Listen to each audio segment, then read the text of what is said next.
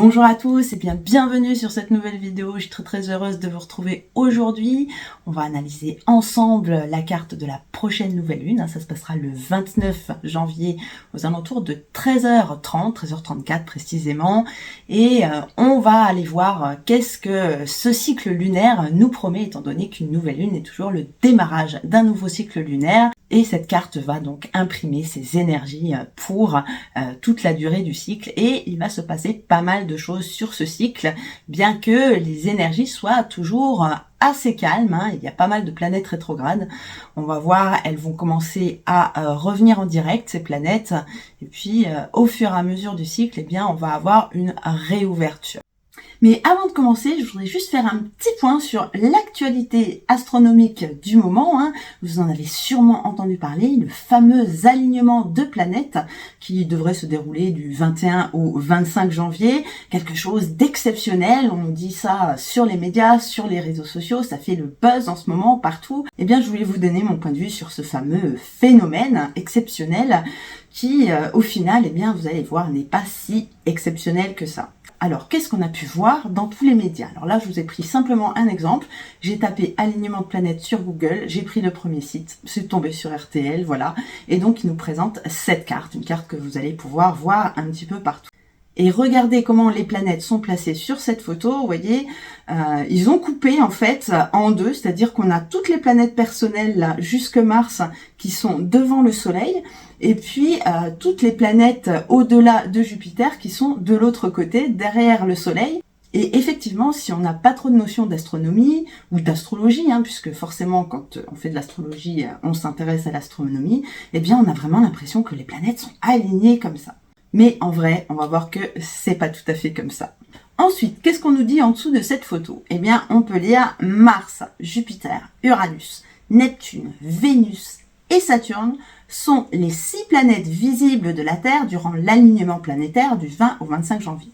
Il s'agit d'un phénomène astronomique où les planètes sont placées les unes à côté des autres dans l'axe de vue de la Terre. Ça, c'est colorié en plus en violet. On nous dit, mais ça, on ne le met pas en valeur, qu'elles ne sont pas sur une ligne droite, mais sur un arc de cercle. Donc, déjà, par rapport à la photo, il y a contraste. On pourrait s'attendre vraiment que les planètes soient vraiment alignées. Au final, les planètes sont loin d'être alignées. Et pour ça, on va reprendre la carte du 21 janvier. Voilà donc cet alignement qui commence par Mars ici et qui se termine par Saturne dans le signe des Poissons, qui est sur un arc de cercle de 120 degrés, un beau trigone d'ailleurs entre Mars et Saturne, on en reparlera justement à l'occasion de la carte de la pleine lune, mais on est quand même sur un tiers du zodiaque. C'est-à-dire que cet alignement-là, il est encore plus large que ce que pourrait nous laisser penser cet article. C'est quelque chose qui n'est pas rare. En ce moment, on a nos 3 planètes lentes qui sont justement sur un secteur de 120 degrés, donc entre Uranus qui est ici en fin de Taureau et Pluton qui est en début du signe du Verseau. Et donc forcément, avec cette concentration de planètes lentes ici, c'est quelque chose qui arrive souvent en ce moment et c'est quelque chose qui n'est en définitive pas si rare que ça au regard de la position actuelle des planètes. C'est quelque chose qui va durer beaucoup plus longtemps. Alors pourquoi du 21 au 25? Alors je me suis quand même interrogée parce que les planètes vont rester beaucoup plus longtemps dans ce secteur. Vous voyez, Mars est rétrograde, d'ailleurs elle va encore se resserrer, et puis Saturne qui va avancer, et au contraire les planètes vont se resserrer par la suite. Maintenant, c'est certainement un phénomène astronomique, c'est-à-dire qu'on va pouvoir les voir la nuit.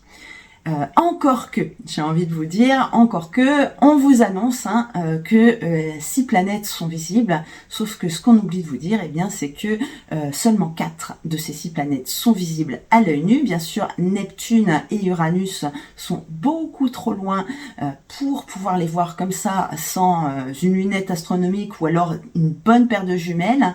Le spectacle comme ça à l'œil nu n'est pas flagrant, c'est pas quelque chose que vous allez voir quand vous allez sortir de chez vous le soir et qui va vous taper à l'œil. Si vous ne le savez pas, franchement, ça passe totalement inaperçu.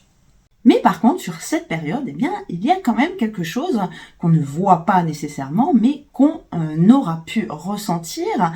Donc c'est cette conjonction là entre le soleil qui vient d'entrer dans le signe des Verseaux et Pluton. Étant donné que Pluton est là depuis très peu définitivement dans le signe de Verseau, eh bien cette conjonction là avec le soleil vient illuminer Pluton et du coup on a pu ressentir justement chacun en fonction bien sûr de ses prédispositions astrales et puis chacun en fonction de ses ressentis, on a pu sentir justement une énergie arriver comme ça. Donc forcément cette énergie qui nous arrive, si on lit les médias, eh bien on va se dire eh bien, tiens c'est l'alignement planétaire, waouh je le ressens, c'est fort. Alors que eh bien pour moi c'est vraiment beaucoup plus lié à la conjonction Soleil-Neptune là qui va vraiment jouer au début du passage du Soleil dans le signe du Verseau. Voilà, donc je voulais simplement faire un point pour ça. Alors peut-être que vous aussi, vous avez ressenti beaucoup d'énergie. Le soleil est entré dans le signe du Verseau le 19, c'était dimanche au soir. Et donc pendant quelques jours, eh bien, il va y avoir comme ça un regain d'énergie, quelque chose qui va nous demander de changer quelque chose. Mais ça va quand même s'essouffler dans les prochains jours. Et lors de la nouvelle lune, eh bien, cet effet sera vraiment déjà retombé. Ceci étant dit, eh bien, on va à présent regarder notre carte de la nouvelle lune. Une nouvelle lune en Verseau, comme vous pouvez le voir, à 9 degrés et quelques du signe du Verseau. Le soleil et la lune se rejoindront dans notre ciel en plein milieu de journée. De toute façon, on ne verra rien. De toute façon, une nouvelle lune, on ne la voit jamais. Et ce n'est pas pour autant qu'elle n'agit pas, parce que les forces lunaires sont toujours très intenses, notamment au niveau émotionnel. Et dans le signe du Verseau, qui a tendance à être très nerveux, c'est une énergie un petit peu électrique, un petit peu stressée quand même, eh bien ça va pouvoir électriser un petit peu l'ambiance, bien que ceci ne sera que de courte durée. Dès le lendemain, eh bien, à mon avis, toutes ces énergies-là vont se dissoudre progressivement et encore plus lorsque la Lune arrivera en Poisson. Alors, ce qu'il faut savoir, c'est que le soleil n'est pas bien du tout en Verseau. Le soleil est maître du Lion, le signe fixe de l'été. C'est le moment où il fait le plus chaud. Et là, il est dans le signe fixe de l'hiver. C'est là qu'il brille avec le moins de force. Donc, c'est un petit peu compliqué, d'autant plus que la Lune, elle, n'est pas nécessairement super bien dans le signe du Verseau. C'est un signe d'air. L'air et l'eau de la Lune, c'est aussi un petit peu compliqué. Pour cette lune, justement, qui est maîtresse du signe du Cancer, eh bien, on va retrouver Mars dans son signe. Mars qui est en rétrogradation, c'est une énergie de feu qui ne va pas très bien avec l'énergie d'eau. Comme vous le savez, l'eau éteint le feu et en plus, elle est en mouvement rétrograde. Donc, autant dire qu'avec cette Mars rétrograde ici et qui va rester rétrograde jusqu'au 24 février, donc on en a encore pour un moment, les possibilités d'action sont vraiment amoindries. Là, vraiment, je vous le disais sur ma dernière vidéo, tout ce qui va être action, tout ce que vous allez vouloir mettre en place, eh bien, ça aura du mal à prendre. C'est un peu comme si on essaye de mettre le feu à du bois mouillé, eh bien, forcément, ça ne prend pas. Donc là, c'est plutôt une période dans laquelle on va subir les événements plutôt que d'agir dessus. On aura du mal à avoir la main sur ce qu'on veut faire, la main sur les événements. Alors ça sera pour tout le monde. Ce n'est pas parce que vous n'avez pas la main que d'autres auront la main. C'est vraiment des énergies générales et tout le monde va se laisser porter plus ou moins par ce qui vient, en fait, sans pouvoir avoir trop de possibilités de réagir. Et donc le signe du Verseau, qui devrait normalement être surstimulé, avec justement Pluton chez lui, et puis au moment de la nouvelle lune, on aura aussi Mercure qui viendra de rentrer dans le signe, donc ça nous fera une belle conjonction ici entre Pluton et Mercure qui va nous demander de changer un petit peu notre point de vue, de penser autrement, de penser de manière plus ouverte justement avec le signe du Verseau. Je vous rappelle que le Verseau, ce n'est pas que les avancées technologiques, bien sûr c'est ça, mais c'est surtout l'amélioration des conditions de vie, le désir de justice et d'égalité pour tous, hein, et le désir de vivre bien ensemble sur un mode de vie collectif et respectueux de l'autre. Ça, c'est très très important pour le signe du Verseau. Mais ça risque d'être aussi difficile puisque regardez en Gémeaux, le signe de maîtrise de Mercure, eh bien on retrouve Jupiter qui est également en rétrogradation. Jupiter reprendra son mouvement direct le 4 février, donc ça sera relativement plus rapide. Mais pour l'heure, au moment de cette nouvelle lune, eh bien, ce sont toutes nos capacités d'accroissement personnel. Hein. Jupiter, c'est la planète qui recherche à étendre son territoire, à aller voir toujours plus loin, à aller voir de l'autre côté de la montagne pour savoir ce qu'il se passe là-bas.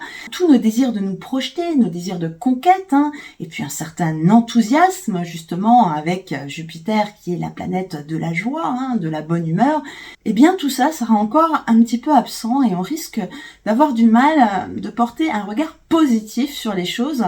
Si on change de regard, eh bien malheureusement on risque de voir ce qui ne va pas plutôt que de se concentrer sur ce qui va et d'aller justement vers un objectif qui nous convient, qui nous fait envie. Et à présent, on va parler de ce qui, à mon sens, est vraiment la chose la plus importante sur cette carte. Et on va parler de paix, justement, avec toutes ces planètes dans le signe des Poissons. Le nœud nord est enfin arrivé en Poissons depuis le 11 ou le 12 janvier. Et il est à présent en conjonction avec Neptune ici. Et d'ailleurs, on a une belle triple conjonction puisque Vénus est également présente à la toute fin du signe des Poissons. Et je vais vous avouer quelque chose, lorsque j'ai jeté mon premier regard sur cette carte, je n'ai vu que ça et je me suis dit « Waouh, ça y est !» La paix arrive. Et c'était aussi dans le contexte, on a eu le cessez-le-feu sur Gaza avec les échanges d'otages, une petite trêve là qui est annoncée. Et là, je me suis dit, waouh, ça va être génial. Ça va continuer avec l'Ukraine derrière. Et puis, il va y avoir des négociations. On va pouvoir enfin être tranquille hein, après cette année et demie justement avec le nœud nord dans le signe du Bélier. Donc, ça y est, tout ça prend fin, c'est magique. Et puis, malheureusement, quand on regarde un petit peu de plus près, quand on creuse un petit peu, eh bien, ce n'est pas si simple que ça. Alors, effectivement, on a un magnifique trigone ici entre ce stellium en Poisson et puis Mars dans le signe du Cancer. Ce sont des signes d'eau, ce sont des signes vraiment très très doux. D'ailleurs, au passage, c'est quelque chose de très très bon pour tout ce qui est guérison émotionnelle. Si vous êtes énergéticien, si vous aimez faire des méditations, au moment de la nouvelle lune, eh bien, ce sera vraiment l'occasion là de prendre un petit moment pour soi et de s'apaiser. Hein. Donc tout ce qui est méditation autour de l'enfant intérieur, la guérison de l'enfance, aller revisiter son enfant intérieur, le consoler. Vous voyez, tout ce genre d'aspects eh bien, seront vraiment mis en lumière et ça peut aider quand même pas mal de gens. Mais en revanche, pour la paix, la vraie, une paix durable, ça... Mais en revanche, pour la paix sur Terre, hein, on va dire qu'on n'est pas dans un monde de bisounours non plus. En revanche, pour une paix beaucoup plus générale, plus durable, eh bien, ça va être compliqué. Alors, je ne dis pas que ce n'est pas possible, mais c'est quand même très très fragile tout ça. Le problème, eh bien, c'est que tout ça se passe dans le signe des Poissons. Et l'énergie Poisson, ça manque énormément de stabilité. Il va y avoir beaucoup d'essais, des espoirs bien entendu, avec le nœud nord pointé sur la planète des rêves. Mais rappelez-vous que Neptune n'est que la planète des rêves et que pour incarner justement ce rêve, eh bien on a besoin de Terre. Alors effectivement, on a 2 planètes de Terre dans le signe des Poissons, mais malheureusement, eh bien la Terre se liquéfie hein, dans le sol, ça se transforme en boue. Le signe des Poissons représente l'eau de la mer, la grande étendue d'eau où on peut se perdre, bien entendu, mais où on a du mal à fixer les choses. C'est l'eau salée, mais le sel se dissout. dans l'eau. Il ne peut être solide que lorsqu'il est à l'air. Sans air, eh bien, le sel ne peut pas se solidifier. Et ici, on n'a pas vraiment d'élément d'air qui va venir un petit peu assécher cette eau, un petit peu comme dans un marais salant où l'eau s'évapore et on peut récupérer le sel de manière solide, c'est-à-dire ancré dans la matière. Et là, il y aura toujours quelque chose de flou, quelque chose qui n'est pas vraiment franc, quelque chose qui va nous faire douter également et qui va avoir du mal à s'inscrire dans la réalité. Et puis on a Saturne aussi qui va fixer les choses de manière officielle. Eh bien, elle n'est pas forcément très bien placée. Regardez ici, elle est toujours en position de carré avec Jupiter, bien que le carré n'est plus qu'à 6 degrés d'orbe, donc le carré est un petit peu moins fort, mais comme je vous l'ai dit tout à l'heure, le 4 février, eh bien, Jupiter va reprendre sa marche directe et va de nouveau avancer. Et donc forcément, cette position de carré va venir se resserrer tout doucement au début. Il atteindra son maximum à la fin du printemps. Puis il y a un autre aspect en ce moment avec Saturne qui ne va pas durer très longtemps, mais on en a quand même pour quelques semaines, c'est ce sesqui carré là avec Pluton. Donc des forces de transformation qui ne sont pas vraiment d'accord avec l'endroit où on veut aller. Vous voyez un petit peu, on veut changer des choses, mais quelque chose nous bloque, quelque chose nous coince, quelque chose veut nous pousser dans une autre direction que celle où on aurait voulu aller. Donc vraiment, c'est très compliqué là en ce moment pour Saturne. Donc là, par rapport à tout ce qui est processus de paix, Saturne représenterait donc au niveau mondial des engagements écrits, et ça risque d'être difficile d'avoir quelque chose de ferme et de définitif, étant donné que des aspects autour ne sont pas constructifs. Alors je vous ferai remarquer quand même, si vous avez vu ma vidéo sur la France, je ne sais pas si vous vous en rappelez, la France a son ascendant à 17 degrés des Poissons. Donc Saturne est actuellement sur l'ascendant de la France, ce qui veut dire un démarrage d'un nouveau cycle de 30 ans, un petit peu moins, mais ça va être très important puisque tout ce qui va se faire là dans les prochains mois, eh bien va marquer justement la France pour assez longtemps, d'autant plus que Saturne est pour un pays une planète très importante étant donné qu'elle représente les institutions. Les institutions, on le sait, elles vont mal. Avec Saturne qui est en ce moment en Poisson, donc il y a du flou, mal aspecté bien entendu.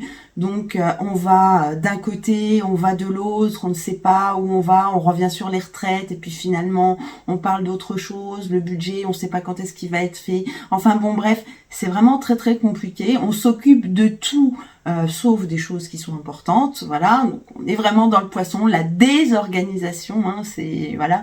Alors attention, je dis pas que tous les Poissons sont comme ça, vous n'avez pas qu'un signe dans votre thème, bien entendu, mais là pour le coup, c'est vraiment l'énergie Poisson qui n'est pas bien utilisée en tout cas. Et bien que Mars soit en trigone avec Saturne, eh bien je pense qu'on va essayer d'agir, mais les résultats, à mon avis, ne seront pas garantis. Donc ne vous attendez pas à un coup de baguette magique au niveau institutionnel, bien sûr.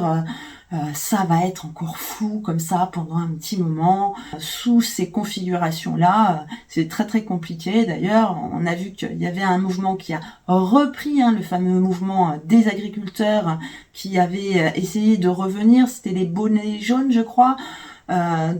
Qui avait essayé de revenir début janvier, mais bon, là, même avec le soleil qui vient secouer Pluton en Verseau, eh bien, vous voyez, c'est une tentative qui est encore avortée. Il va falloir attendre le mois d'avril pour que vraiment ça reprenne.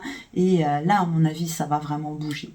Donc, en résumé, ce cycle lunaire, qui normalement doit être sous le signe de la réouverture et du réveil avec le signe du Verseau, eh bien, cette année, ça va être un réveil plutôt en douceur. On a passé une tellement bonne nuit qu'on n'a pas trop envie d'ouvrir les yeux. Et voilà, donc tranquillement, voilà, prenez votre temps. S'il faut plusieurs jours pour faire quelque chose, eh bien prenez vos plusieurs jours, ne vous précipitez pas, n'essayez pas d'enfoncer les portes, n'essayez pas de faire le forcing. Si ça ne veut pas, ça ne veut pas, et concentrez-vous vraiment sur ce qui vous fait plaisir, ce que vous aimez.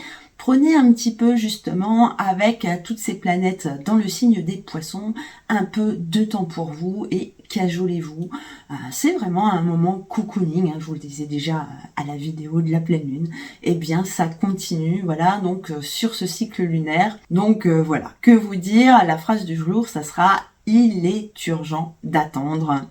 En tout cas, pour ceux qui le peuvent, bien entendu, je sais que ce n'est pas facile pour tout le monde. On a toujours plein de choses à faire dans notre quotidien. La vie s'accélère de plus en plus. Vous avez dû le remarquer. On nous met sous pression de plus en plus. À nous, de temps en temps, de dire stop et de dire non. Avec les énergies poissons, c'est un peu difficile quand même, mais essayons justement de nous préserver, comme Mars essaie justement en ce moment de préserver notre intimité dans le signe du Cancer.